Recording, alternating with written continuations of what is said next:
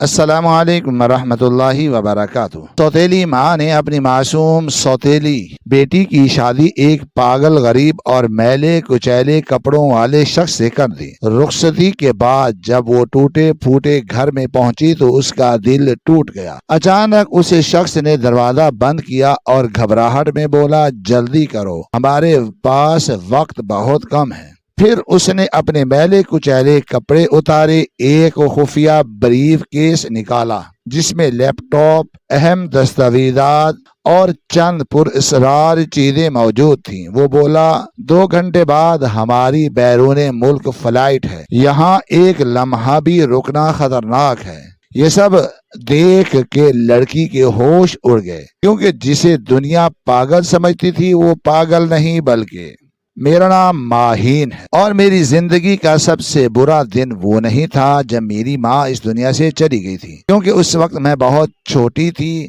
مجھے صرف اتنا یاد ہے کہ ایک دن گھر میں بہت زیادہ خاموشی تھی، ہر طرف رونے کی آوازیں آ رہی تھی، لوگ آ جا رہے تھے، میرے سر پر ہاتھ پھیر رہے تھے۔ میں بار بار اپنی ماں کو ڈھونڈ رہی تھی لیکن وہ مجھے کہیں نظر نہیں آ رہی تھی۔ وقت کے ساتھ میں نے اس دکھ کو قبول کر لیا، کیونکہ میرے بابا نے کبھی مجھے ماں کی کمی محسوس نہیں ہونے دی تھی۔ وہ میرے لیے باپ بھی تھے، ماں بھی تھے، دوست بھی تھے، دنیا بھی تھے۔ میری ہر خوشی ان سے شروع ہوتی تھی اور انہی پر ختم ہو جاتی تھی۔ میری زندگی کا سب سے برا دن وہ بھی نہیں تھا جب میرے بابا میرے اوپر سوتیلی ماں لے کر آئے تھے، کیونکہ شروع میں مجھے ایسا لگا تھا کہ شاید میرے گھر میں دوبارہ خوشیاں آ جائیں گی، شاید مجھے دوبارہ ماں کی محبت مل جائے گی، لیکن ایسا کچھ بھی نہیں ہوا۔ نجمہ نام کی وہ عورت میرے لیے کبھی ماں نہ بن سکی۔ البتہ ایک بات ضرور تھی کہ وہ میرے بابا کے سامنے کبھی میرے ساتھ برا سلوک کرنے کی ہمت نہیں کرتی۔ اگر وہ کبھی مجھ پر آواز بھی اونچی کرتی اور میرے بابا کو پتہ چل جاتا تو وہ اسی وقت اسے سخت باتیں سناتے تھے۔ وہ غصے میں کہتے تھے کہ تجھے میں اپنی بیٹی کے لیے ہی لے کر آیا، میں نے تیرے اوپر احسان کیا ہے، تجھے خاک سے اٹھا کر آسمان پر بٹھایا ہے، ورنہ تیری اوقات کیا چیز ہے؟ میرے سامنے میری بیٹی کی طرف آنکھ اٹھا کر بھی کبھی مت دیکھنا۔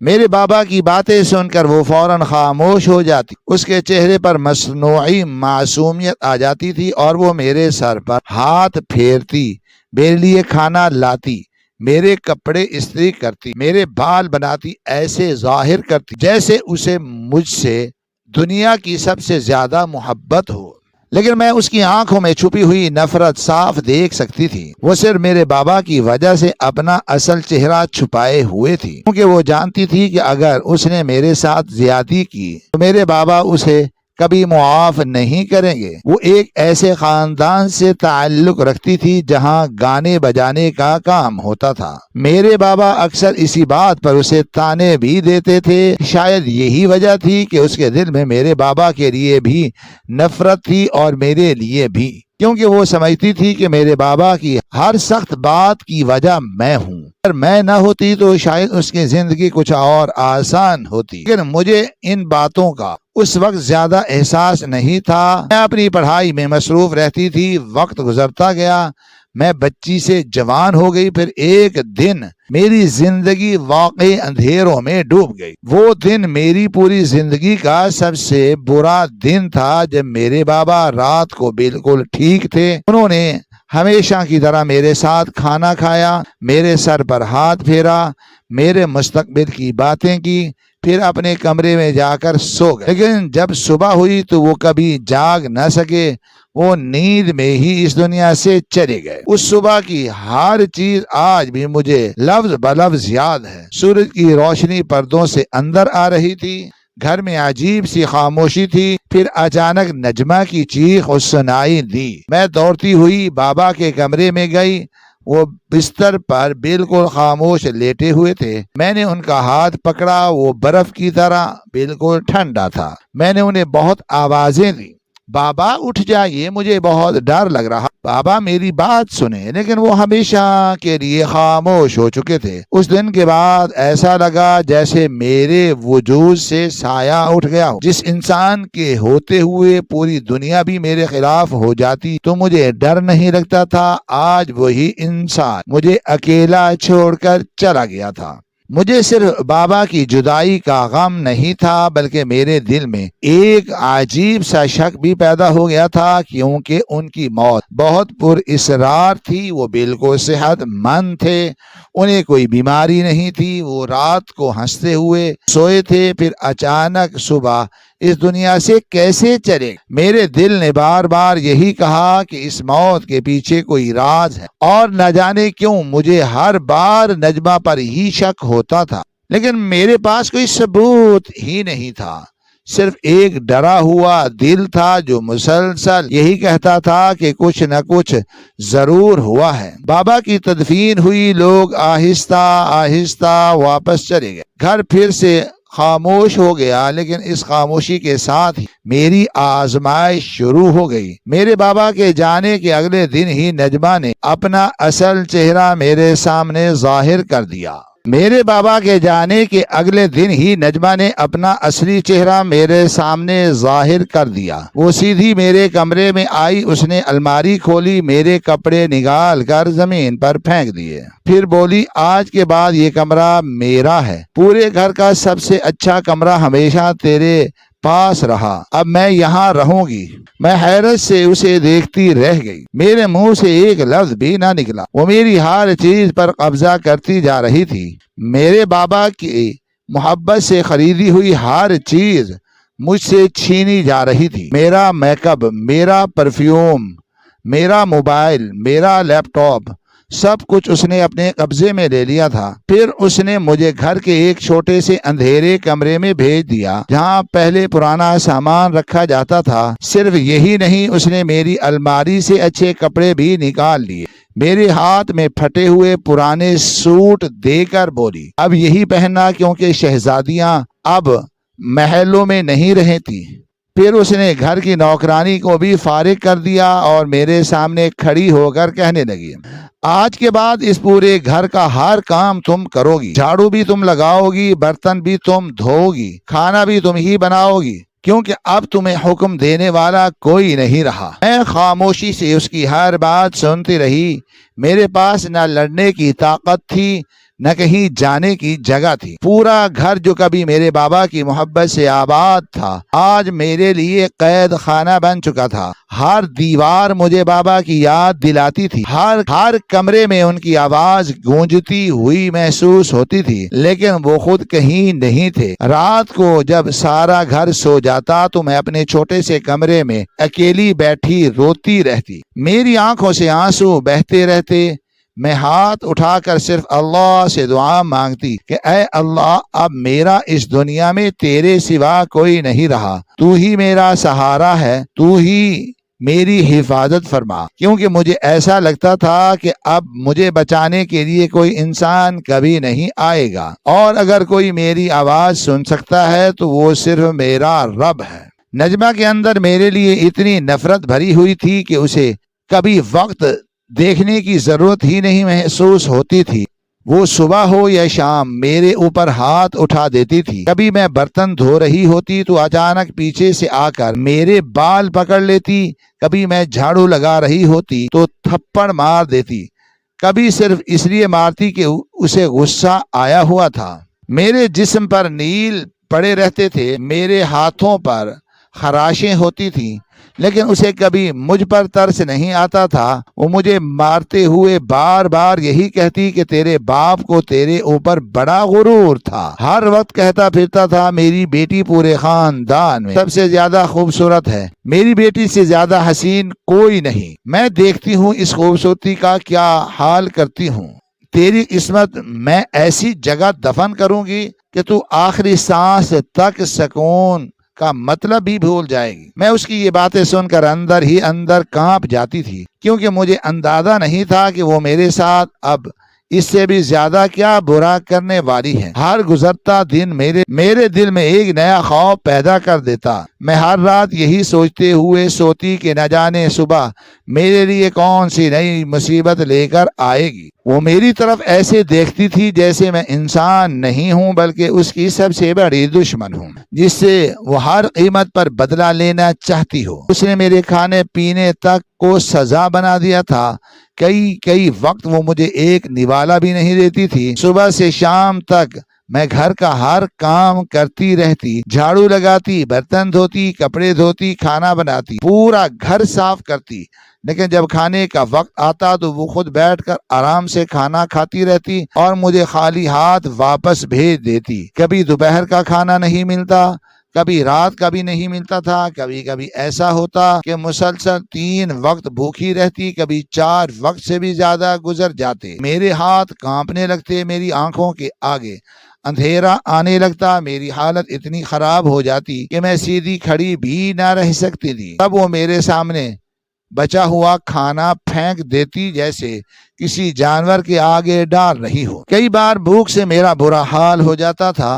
میں دبے قدموں کچن میں جاتی، چینی کے ڈبے کا ڈھکن آہستہ سے کھولتی، پھر جلدی 1-2 چمچ چینی کھا لیتی تاکہ میرے جسم میں تھوڑی سی طاقت آ جائے۔ پھر ڈرتے واپس اپنے کام میں لگ جاتی، کیونکہ اگر اسے اس بات کا بھی پتہ چل جاتا تو وہ شاید مجھے اس کی بھی سزا دیتی۔ جون جولائی کی سخت گرمی اپنے عروج پر تھی۔ سورج کی تپش سے دیواریں تک گرم ہو جاتی تھی۔ میرا پورا جسم پسینے سے بھیگ جاتا تھا، لیکن وہ مجھے فریج کا ٹھنڈا پانی پینے بھی نہیں دیتی تھی۔ وہ خود برف ڈال کر ٹھنڈا پانی پیتی رہتی اور میں صحن میں لگے ہوئے نلکے سے گرم پانی پی کر اپنی پیاس بجھاتی۔ ابھی وہ پانی بھی اتنا گرم ہوتا کہ حلق جلنے لگتا۔ میرے پاس اور کوئی راستہ نہیں تھا۔ بھوک آخر انسان سے سب کچھ کروا دیتی ہے۔ میں بھی ایک دن مجبور ہو گئی۔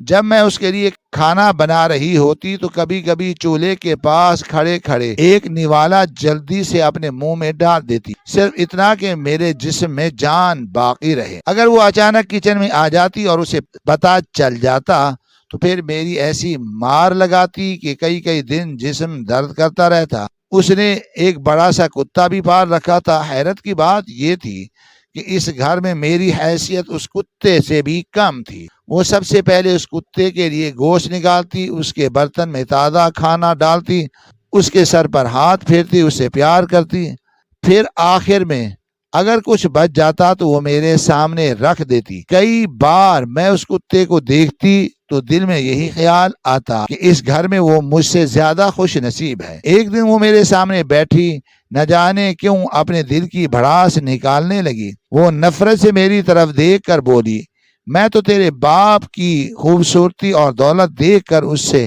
شادی کر کے آئی تھی، لیکن اس نے مجھے تیری نوکرانی بنا کر رکھ دیا۔ ہر وقت تیری فکر کرتا تھا، ہر وقت تیرا نام لیتا تھا۔ مجھے تو وہ کبھی عزت نہیں ملی جو تجھے دیتا تھا۔ آج وہ مر گیا ہے، اب میں اس کا سارا حساب تجھ سے لوں گی۔ اس کی آنکھوں میں ایسی آگ تھی کہ مجھے لگتا تھا شاید میری زندگی ختم ہو جائے گی، لیکن اس کی نفرت کبھی ختم نہیں ہوگی۔ میرے اوپر جتنا ظلم کرتی اس کا غصہ پھر بھی کم نہ ہوتا۔ میں کئی بار سوچتی آخر ایک انسان کے دل میں اتنی نفرت آتی کہاں سے۔ انہی دنوں میں نے محسوس کیا کہ وہ اکثر کسی سے فون پر باتیں کرتی رہتی تھی۔ پہلے میں نے اس بات پر بھی توجہ نہیں دی، لیکن ایک دن میں پانی بھرنے کے لیے کچن کے پاس سے گزر رہی تھی کہ اس کی آواز میرے کانوں میں پڑی۔ میں بے اختیار دروازے کے پیچھے رک گئی۔ وہ فون پر ہنستے ہوئے کہہ رہی تھی، نہیں صرف شراب پی سے گزارا نہیں ہوگا، مجھے اس لڑکی کے لیے کوئی انتہائی گندا انسان چاہیے، ایسا آدمی جو اسے دن کو سکون لینے نہ دے نہ رات کو سکون لینے دے۔ میری خواہش تو یہ تھی کہ اسے سیدھا کوٹھے پر چھوڑ آتی، لیکن اس کے خاندان کے کچھ لوگ ابھی بھی زندہ ہیں، اس لیے مجھے اس کا باقاعدہ نکاح ہی کروانا پڑے گا۔ تم بس کوشش کرو کہ دنیا کا سب سے برا آدمی مل جائے تو مجھے فوراً بتا دینا۔ اس کی ایک ایک بات میرے سینے میں خنجر کی طرح اتر رہی تھی۔ میرے ہاتھ پاؤں ٹھنڈے پڑ گئے، میری سانس رکنے لگی۔ میں نے اپنی زندگی میں بہت سی ظالم عورتوں کے قصے سنے تھے، لیکن کوئی اپنی اولاد کے لیے ایسا رشتہ تلاش نہیں کرتی۔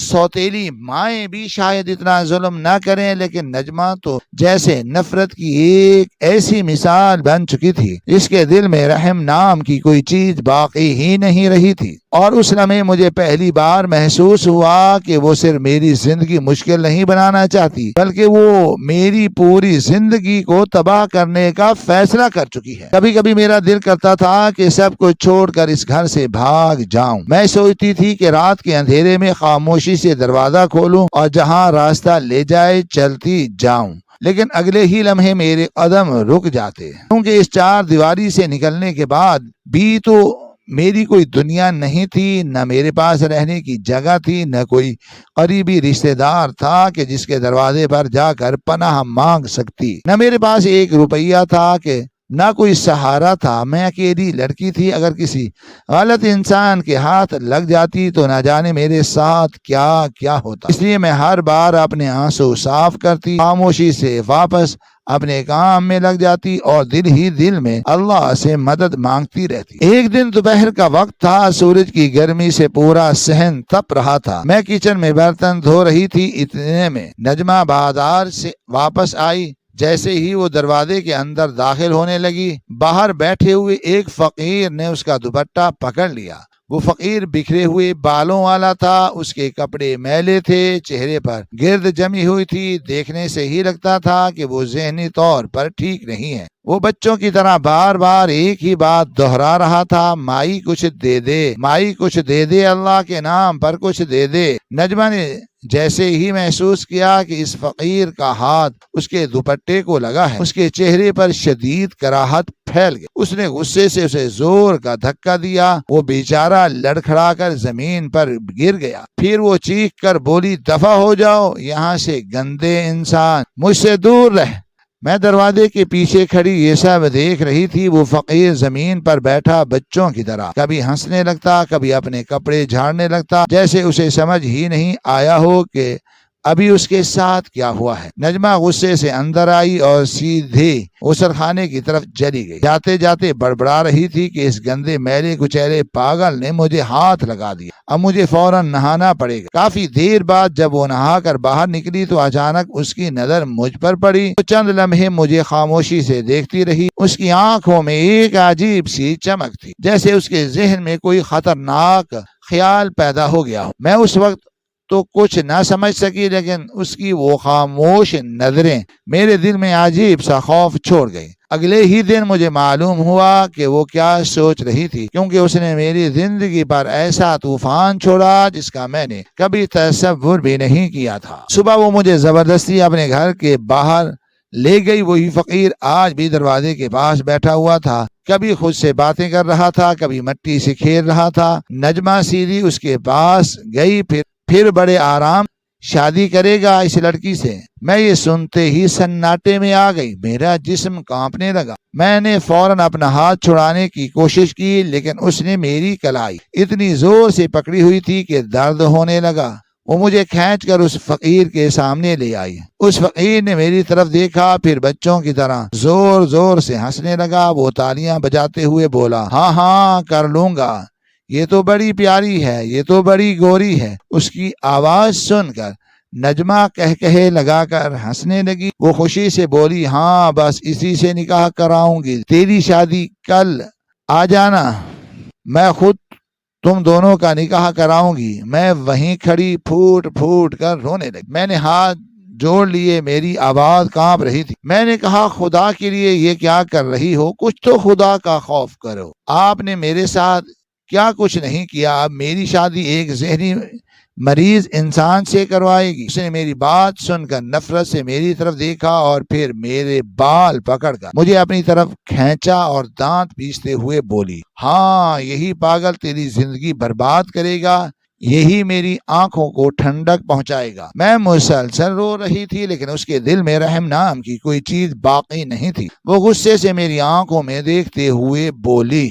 تجھے یاد ہے وہ دن جب میں نے تیرے منہ پر صرف ایک تھپڑ مارا تھا؟ تیرے باپ نے سب کے سامنے مجھ سے جھگڑا کیا تھا، پھر مجھے کمرے میں لے گیا۔ وہ چند لمحے خاموش ہوئی، پھر اس کی آواز میں زہر گھل گیا۔ وہ بولی، پتہ ہے اس بند کمرے میں اس نے میرے ساتھ کیا کیا تھا؟ اس نے مجھ پر تھپڑوں کی برسات کر دی تھی، مجھے ذلیل کیا تھا، میری بے عزتی کی تھی، صرف تیری وجہ سے۔ اسی دن میں نے فیصلہ کر لیا تھا کہ میں تجھے کبھی خوش نہیں رہنے دوں گی۔ تیرے باپ نے جو درد مجھے دیا تھا اس کا ایک ایک حساب تجھ سے لوں گی، اور جب تک میری سانس چلتی رہے گی میں تجھے روتا ہوا ہی دیکھنا چاہتی ہوں۔ مجھے شروع میں یہی لگا کہ یہ سب صرف غصے کی باتیں ہیں، وہ مجھے ڈرانا چاہتی تھی، وہ مجھ سے نفرت ضرور کرتی تھی لیکن اتنا بڑا ظلم کبھی نہیں کرے۔ آخر معاشرے میں بھی تو کچھ اصول ہوتے ہیں، لوگ بھی تو سوال کریں گے، کوئی اتنی جوان لڑکی کی شادی ایک ذہن مریض فقیر سے کیسے کر سکتا ہے؟ میں اپنے دل کو یہی کہہ کر تسلی دیتی رہی کہ ایسا کبھی نہیں ہوگا، لیکن مجھے کیا معلوم تھا کہ میری بدترین آزمائش ابھی شروع بھی نہیں ہوئی تھی۔ اگلے دن صبح گھر کا ماحول مجھے پہلے ہی عجیب محسوس ہو رہا تھا۔ صحن میں چند اجنبی لوگ بیٹھے ہوئے تھے، کچھ عورتیں آہستہ آہستہ باتیں کر رہی تھی، چند مرد کرسیوں پر بیٹھے ہوئے تھے۔ میں نے غور سے دیکھا تو وہ سب نجمہ کے رشتہ دار تھے۔ میرے دل کی دھڑکن تیز ہونے لگی۔ پھر کچھ دیر بعد ایک شخص سفید لباس میں اندر داخل ہوا، اسے دیکھتے ہی میرے قدموں تلے سے زمین نگل گئی۔ وہ قاضی تھا۔ میری آنکھوں کے سامنے اندھیرا چھا گیا۔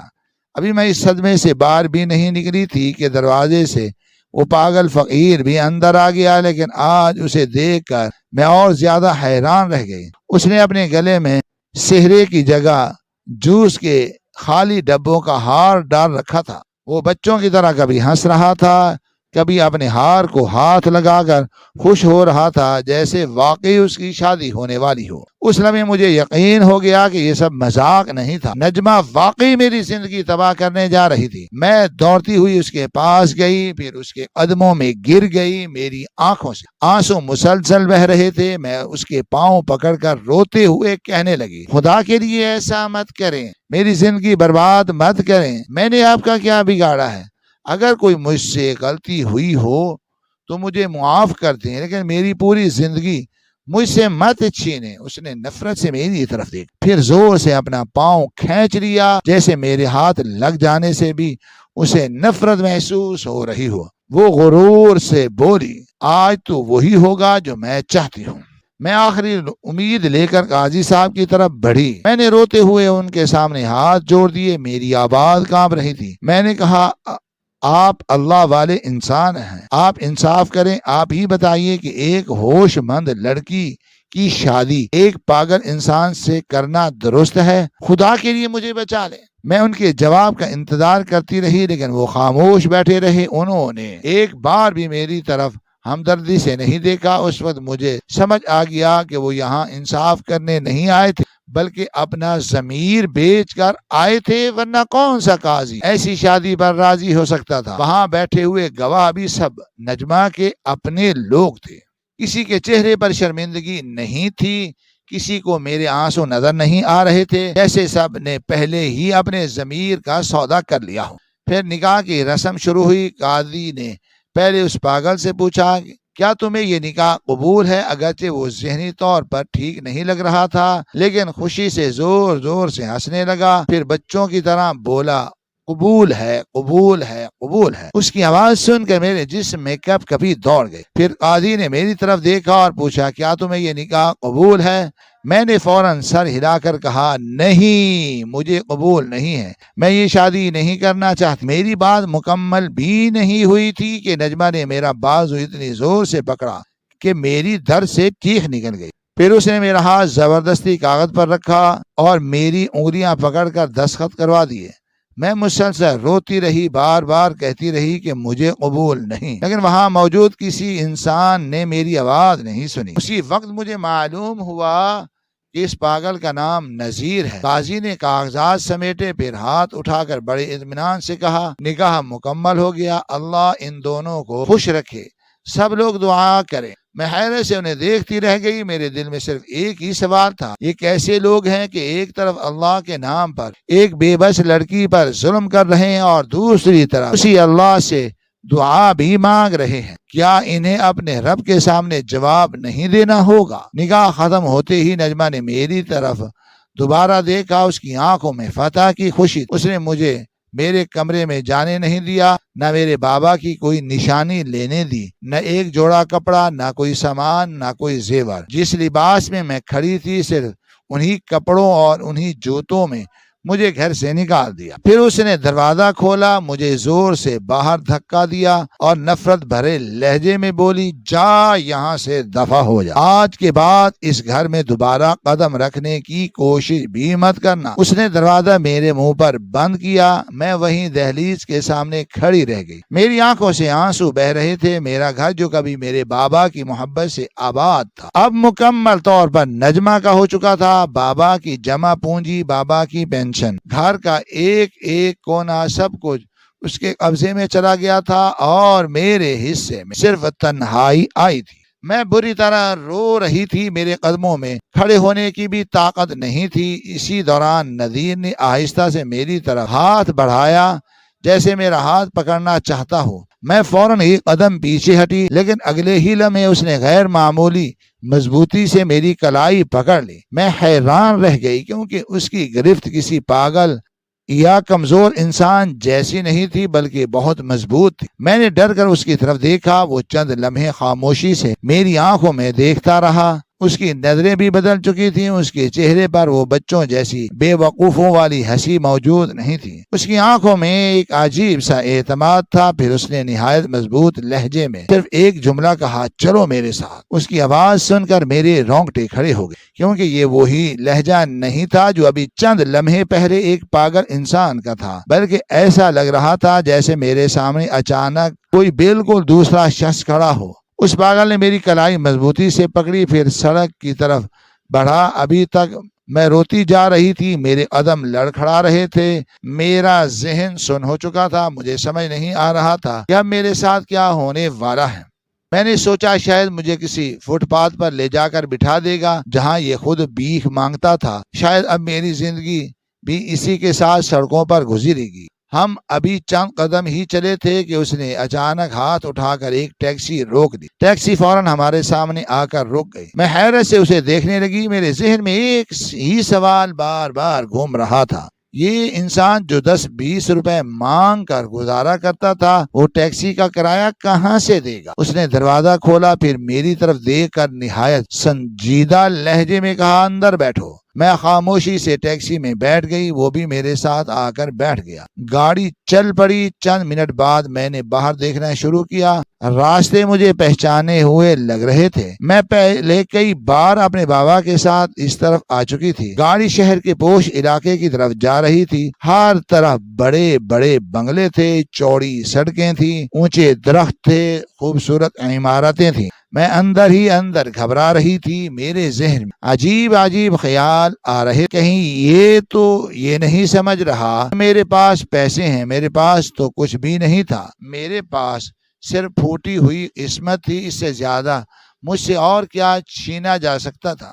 راستے بھر میں اس نے ایک لفظ بھی نہیں کہا مجھ سے، صرف خاموشی سے میں بیٹھی رہی۔ دل میں یہ بھی خوف تھا کہ جب منزل آئے گی اور کرایہ مانگا جائے گا تو ٹیکسی والا ہمیں سب کے سامنے ذلیل کرے گا۔ وہ کہے گا پیسے نہیں تھے تو بیٹھے ہی کیوں تھے؟ یہ تو پاگل ہے، اسے کیا پتا، لیکن تم تو ہوش میں لگتی ہو۔ ٹیکسی ایک خوبصورت عمارت کے سامنے آ کر رک گئی۔ میں نے کانپتے ہوئے نذیر کی طرف دیکھا۔ اس نے جیب میں ہاتھ ڈالا، پھر 1200 روپے نکال کر ٹیکسی والے کے ہاتھ پر رکھ دیے۔ ٹیکسی والے نے سکون سے پیسے گنے، پھر شکریہ کہہ کر وہاں سے چلا گیا۔ میں جیسے پتھر کی ہو گئی۔ میری سمجھ سے باہر تھا کہ یہ سب کیا ہو رہا ہے۔ وہ تیزی سے آگے بڑھا، میں بھی اس کے پیچھے چل دی۔ ہم لفٹ میں سوار ہوئے، پھر چند لمحوں بعد ایک بڑے فلیٹ کے سامنے پہنچ گئے۔ اس نے جیب سے چابی نکالی، دروازہ کھولا، اندر داخل ہوا، پھر فوراً دروازہ بند کر دیا۔ میں حیرت سے ارد گرد دیکھنے لگی۔ سامنے نہایت خوبصورت ڈرائنگ روم تھا، مہنگا فرنیچر، بڑی بڑی پینٹنگز، نرم قالین، شیشے کی میز، دیوار پر لگی بڑی سکرین، ہر چیز سے امیری صاف جھلک رہی تھی۔ میں بے اختیار بول پڑی کہ یہ کس کا گھر ہے؟ اس نے میری طرف دیکھے بغیر جواب دیا، جلدی کرو، تمہارے پاس صرف 2 گھنٹے کا وقت ہے۔ میں اور زیادہ حیران ہو گئی۔ میں نے پوچھا 2 گھنٹے کس لیے؟ اس نے مختصر سا جواب دیا، خود ہی سمجھ جاؤ گی۔ یہ کہہ کر وہ سیدھا ایک الماری کی طرف گیا۔ اس نے الماری کھولی، اندر سے ایک باریک سا سیاہ رنگ کا بریف کیس نکالا، پھر اس میں سے ایک لیپ ٹاپ نکال کر میز پر رکھ دیا اور بہت تیزی سے اس پر کام کرنے لگا۔ میں وہیں کھڑی اسے دیکھتی رہ گئی۔ میرے ذہن میں بار بار ایک ہی سوال آ رہا تھا، کیا میں نے جو کچھ اب تک دیکھا تھا وہ حقیقت تھی، یا اب جو کچھ میں دیکھ رہی ہوں وہ خواب؟ جو انسان ہماری گلی میں میلے کپڑوں میں بیٹھ کر الٹی سیدھی باتیں کرتا تھا، جو لوگوں سے 5-10 روپے مانگتا تھا، جو بچوں کی طرح ہنستا تھا، آج وہ ایک مہنگے فلیٹ میں بیٹھا انتہائی مہنگا لیپ ٹاپ استعمال کر رہا تھا۔ اس کی انگلیاں بورڈ پر اتنی تیزی سے چل رہی تھیں جیسے وہ برسوں سے یہی کام کر رہا ہو۔ میں حیرت سے اس کا چہرہ دیکھتی رہ گئی، لیکن اس کے چہرے پر اب پاگل پن کا ایک نشان بھی باقی نہیں تھا۔ چند منٹ بعد اس نے کچھ ٹائپ کیا، پھر کسی سے مختصر سی بات کی، میرا نام بتایا، اس کے بعد اپنا نام بتایا، پھر اس نے لیپ ٹاپ بند کر دیا، سیدھا باتھ روم میں چلا گیا۔ میں ابھی تک وہیں کھڑی تھی۔ کچھ دیر بعد جب وہ باہر آیا، میرے منہ سے بے اختیار سانس رک گئی۔ اس نے اپنے میلے کچیلے کپڑے بدل دیے تھے، اب اس نے نہایت صاف ستھرا مہنگا لباس پہن رکھا تھا۔ اس کے بال نہایت خوبصورتی سے بنے ہوئے تھے، چہرہ صاف تھا کہ ہلکی سی خوشبو پورے کمرے میں پھیل رہی تھی۔ وہ بالکل بھی وہ شخص نہیں لگ رہا تھا جسے میں گزشتہ کئی دنوں سے پاگل فقیر سمجھتی آ رہی تھی۔ وہ تو کسی فلم کے ہیرو کی طرح پر اعتماد انداز میں میرے سامنے کھڑا تھا۔ میں اسے حیرت سے دیکھتی ہی رہ گئی۔ میرے منہ سے صرف اتنا نکلا کہ یہ سب کیا ہو رہا ہے؟ اس نے گھڑی پر نظر ڈالی، پھر سنجیدگی سے بولا، میرے ساتھ چلو، تمہیں سب پتہ چل جائے گا، ہمیں یہاں سے فوراً نکلنا ہوگا۔ میں کچھ پوچھنا چاہتی تھی، لیکن اس کے چہرے کے تاثرات ایسے تھے کہ میں خاموش ہو گئی۔ ہم دوبارہ نیچے آئے، ایک گاڑی پہلے ہی ہمارے انتظار کر رہی تھی۔ ہم سیدھے ہوائی اڈے کی طرف روانہ ہو گئے۔ راستے بھر میرا دل بے چینی سے دھڑک رہا تھا۔ ہر گزرتے لمحے کے ساتھ میرے سوال بڑھتے جا رہے تھے۔ آخر یہ شخص کون ہے؟ یہ سب کیوں کر رہا ہے؟ اگر یہ پاگل نہیں تھا تو پھر ہماری گلی میں پاگل بن کر کیوں بیٹھا رہتا تھا؟ اگر اس کے پاس اتنا پیسہ تھا تو وہ بھیک کیوں مانگتا تھا؟ لیکن میرے ہر سوال کا جواب صرف خاموشی تھی۔ کچھ دیر بعد ہم ہوائی اڈے کے اندر داخل ہوئے۔ اس نے پہلے سے بک کی ہوئی ٹکٹیں نکالی۔ تمام کاروائی حیرت انگیز رفتار سے مکمل ہوئی۔ پھر چند ہی دیر میں ہم دونوں جہاز کی نشستوں پر بیٹھے ہوئے تھے۔ جہاز نے آہستہ آہستہ رن وے پر چلنا شروع کیا۔ میری بے چینی اب حد سے زیادہ بڑھ چکی تھی۔ میں نے ہمت کر کے دوبارہ اس کی طرف دیکھا، پھر آہستہ سے پوچھا، آخر بات؟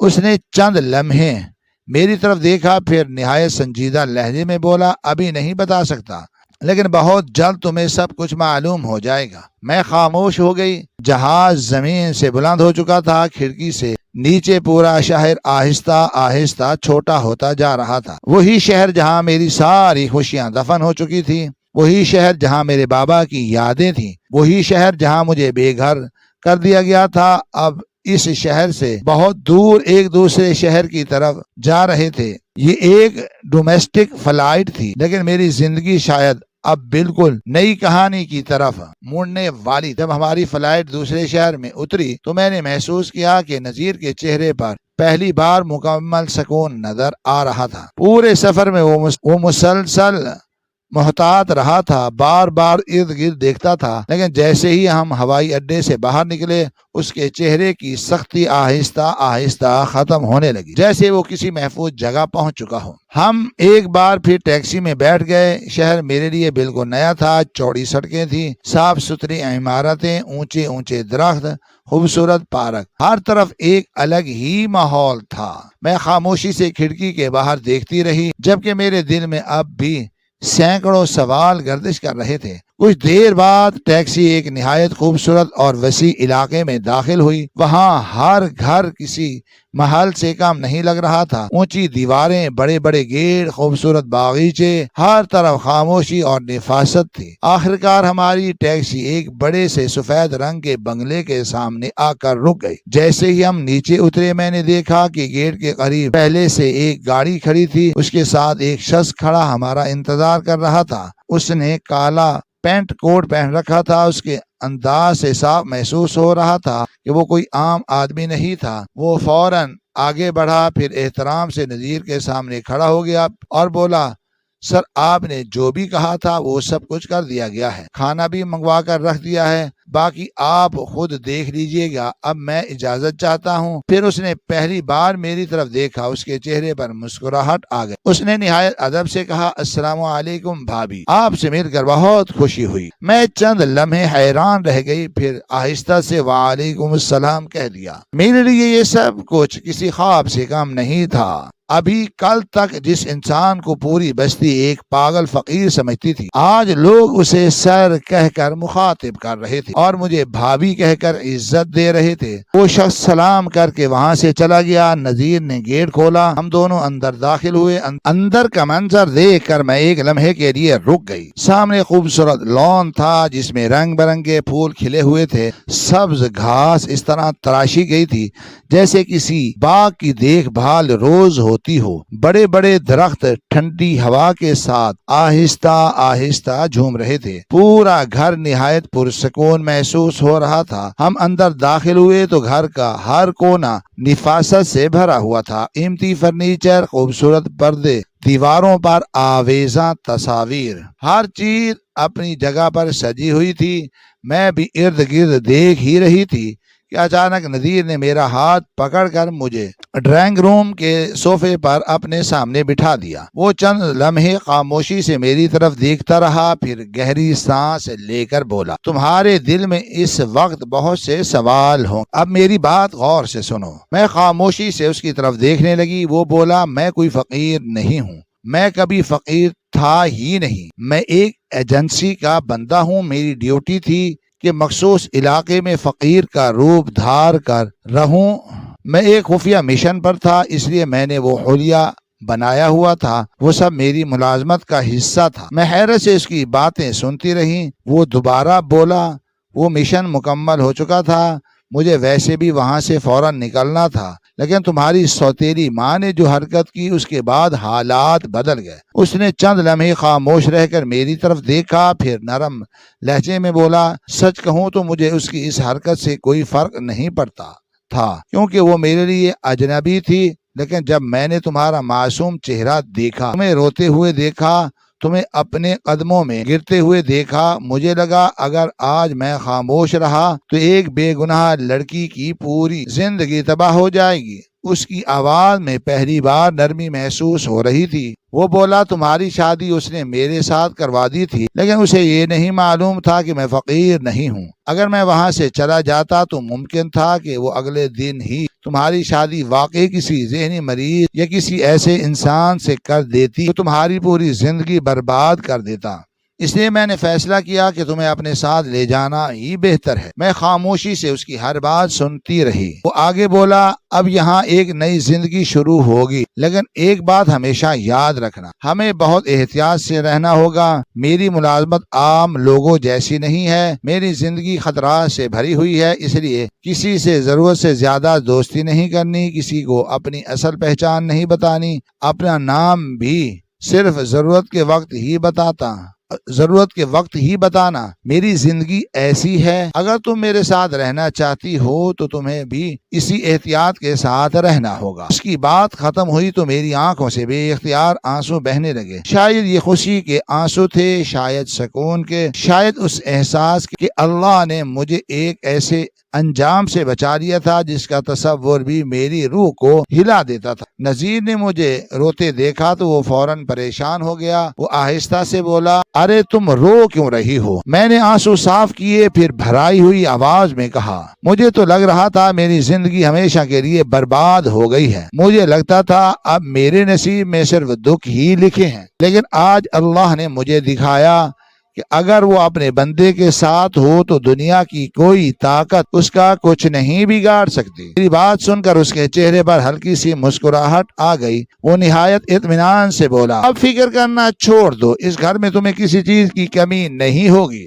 صبح ایک نوکرانی آئے گی، تمہارا صرف ایک کام ہوگا، اسے کام بتانا، باقی تم آرام کرنا، سکون سے رہنا، اپنے لیے جینا، اور جہاں تک میرا تعلق ہے میں پوری کوشش کروں گا کہ تمہیں وہ سارے حقوق دوں جن کی تم ہمیشہ سے حقدار رہی ہو، اور تمہیں کبھی یہ احساس نہ ہونے دوں کہ تم اس دنیا میں اکیلی ہو۔ بعد میری زندگی نے ایسا رخ بدلا جس کا میں نے کبھی تصور بھی نہیں کیا تھا۔ وہ لڑکی جو کبھی کئی وقت تک بھوکی رہتی تھی، آج اس کے سامنے نعمتوں کی کوئی کمی نہیں تھی۔ وہ لڑکی جو اپنے ہی گھر میں نوکرانی سے بھی بدتر زندگی گزارتی تھی، آج اس کے لیے ہر سہولت موجود تھی۔ میں اکثر صبح اٹھ کر اپنے کمرے کی کھڑکی سے کھولتی، ٹھنڈی ہوا میرے چہرے سے ٹکراتی، پھر میں خاموشی سے پورے گھر کو دیکھتی تو میری آنکھوں کے سامنے اپنا پرانا گھر آ جاتا، جہاں ہر صبح ڈر کے ساتھ شروع ہوتی تھی اور ہر رات روتے ہوئے ختم ہوتی تھی۔ اب مجھے کھانے پینے کی کوئی فکر نہیں رہتی تھی۔ مجھے وہ دن بھی یاد آتے تھے جب میری سوتیلی ماں مجھے 2-3 دن تک بھوکا رکھتی تھی، جب میں چینی کے ڈبے میں سے چھپ کر 2 چمچ چینی کھا کر اپنے آپ کو سنبھالتی تھی، جب ایک نوالا کھانے پر بھی مار کھانی پڑتی تھی، اور آج پورا کچن میرے حوالے تھا۔ جب دل چاہتا اپنے ہاتھ سے کچھ اچھا بنا لیتی، جب دل چاہتا باہر سے منگوا لیتی۔ میرے لیے کوئی پابندی نہیں تھی، ہر چیز میرے اختیار میں تھی، اور ہر بار کھانا دیکھ کر میرے دل سے بے اختیار اللہ کا شکر ادا ہوتا تھا۔ نذیر بھی میرا اسی طرح خیال رکھتا تھا، جیسے اسے ہر وقت یہی فکر رہتی ہو کہ کہیں مجھے کسی چیز کی کوئی کمی محسوس نہ ہو۔ وہ کبھی میرے لیے کتابیں لے کر آتا، کبھی میرے پسندیدہ پھول لے کر آتا، کبھی کہتا آج تم کچھ مت بنانا، باہر سے کھانا منگواتے ہیں، کبھی میرے لیے چائے خود بنا دیتا۔ اس کی چھوٹی چھوٹی باتیں میرے دل کو ایسا سکون دیتی تھی جو شاید میں نے پہلے کبھی محسوس نہیں کیا تھا۔ ایک دن ہم دونوں شام کے وقت لان میں بیٹھے تھے، ہلکی ہلکی ہوا چل رہی تھی، درختوں کے پتے آہستہ آہستہ ہل رہے تھے۔ تب نذیر نے مجھے میری سوتیلی ماں کے بارے میں ایک ایسی بات بتائی جو میں پہلے سے نہیں جانتی تھی۔ اس نے کہا، نجمہ نے یہ سب کچھ صرف نفرت کی وجہ سے نہیں کیا تھا، نفرت تو اس کے دل میں پہلے سے ہی موجود تھی، لیکن اس کے پیچھے ایک ایسا منصوبہ تھا۔ وہ ایک دوسرے آدمی سے محبت کرتی تھی اور اسی سے شادی کرنا چاہتی تھی، اس لیے اسے راستے سے ہٹانے کے لیے اس نے جلدی جلدی تمہیں گھر سے نکالنے کا منصوبہ بنا لیا تھا، تاکہ پورا گھر مکمل طور پر اس کے قبضے میں آ جائے، پھر وہ اپنی مرضی کی زندگی گزار سکے۔ میں خاموشی سے اس کی بات سنتی رہی۔ پھر نذیر نے آہستہ سے کہا، لیکن انسان ہمیشہ وہی نہیں پاتا جو وہ دوسروں کے لیے سوچتا ہے۔ میں نے حیرانی سے اس کی طرف دیکھا۔ وہ بولا، جس آدمی کے لیے اس نے سب کچھ کیا تھا، آج وہی آدمی اس پر ظلم کرتا ہے، وہی سارے گھر پر قابض ہو کر بیٹھا ہے، وہ دن رات تکلیف میں رہتی ہے، وہ اسے جان چھڑوانے کی کوشش کر رہی ہے، لیکن اب وہ خود اس جال میں پھنس چکی ہے جسے اس نے اپنے ہاتھوں سے بنایا تھا۔ یہ سب میں نے جب سنا، لیکن میرے دل میں کوئی خوشی پیدا نہ ہوئی، نہ بدلے کی آگ، نہ کوئی اطمینان۔ میں صرف خاموش بیٹھی رہی۔ اس عورت نے میرے ساتھ بہت برا کیا تھا، میری زندگی اجاڑنے میں کوئی کسر نہیں چھوڑی تھی، لیکن میں نے کبھی اللہ سے اس کے لیے برائی نہیں مانگی تھی، اور آج اس کا انجام سن کر بھی میرے دل میں کوئی خوشی پیدا نہیں ہوئی، کیونکہ وقت نے مجھے سکھا دیا تھا کہ ہر انسان کو اس کے اعمال کا بدلہ اللہ خود دیتا ہے۔ انسان کو اپنے ہاتھ گندے کرنے کی ضرورت نہیں پڑتی۔ نذیر اکثر مجھ سے ایک بات کہا کرتا تھا کہ دل میں نفرتیں رکھ کر انسان کبھی سکون سے زندگی نہیں گزار سکتا۔ معاف کرنا ہر بار آسان نہیں ہوتا، لیکن اپنے معاملات اللہ کے سپرد کر دینا انسان کے دل کو ہلکا ضرور کر دیتا ہے۔ میں نے بھی آخرکار یہی کیا، میں نے اپنے سارے دکھ، اپنی ساری شکایتیں اور اپنا سارا درد اللہ کے حوالے کر دیا۔ آج جب میں اپنی زندگی کی طرف دیکھتی ہوں تو مجھے ہر وہ بات اور رات یاد آتی ہے جب میں آنسوؤں میں بھیگے ہوئے ہاتھوں کے ساتھ اللہ سے مدد مانگا کرتی۔ اس وقت مجھے لگتا تھا شاید میری دعائیں سننے والا کوئی نہیں، لیکن آج مجھے یقین ہے کہ اللہ اپنے بندوں کی دعا ضرور سنتا ہے، کبھی فوراً، کبھی کچھ دیر بعد، مگر وہ اپنے بندے کو تنہا نہیں چھوڑتا۔ آج میری زندگی میں سکون ہے، عزت ہے، محبت ہے، ایک ایسا شوہر ہے جو ہر قدم پر میرا ساتھ دیتا ہے، اور ایک ایسا گھر ہے جہاں مجھے ڈرنے کی نہیں بلکہ اطمینان کے ساتھ سانس لینا نصیب ہے۔ میں نے اپنی زندگی سے یہی سیکھا ہے کہ انسان چاہے کتنی ہی بڑی آزمائش میں کیوں نہ ہو، اگر وہ اللہ کا دامن مضبوطی سے تھامے رکھے تو ایک دن اندھیری رات ضرور ختم ہو جاتی ہے، پھر رحمت کا سورج ضرور طلوع ہوتا ہے، اور اس وقت انسان کو احساس ہوتا ہے کہ اس کا رب اس کے لیے وہ فیصلے کرتا ہے جو وہ خود کبھی اپنے لیے نہیں کر سکتا تھا۔ اللہ تعالی ہر بے سہارا انسان کی مدد فرمائے، ہر مظلوم کو انصاف عطا فرمائے، اور ہر اس دل کو سکون دے جو صرف اسی سے امید لگائے بیٹھا ہے۔ ہماری آج کی یہ کہانی آپ کو کیسی لگی؟ کمنٹ باکس میں اپنی رائے کا اظہار ضرور کریں، اور ہمارے چینل کو سبسکرائب کریں۔ شکریہ۔ اللہ حافظ۔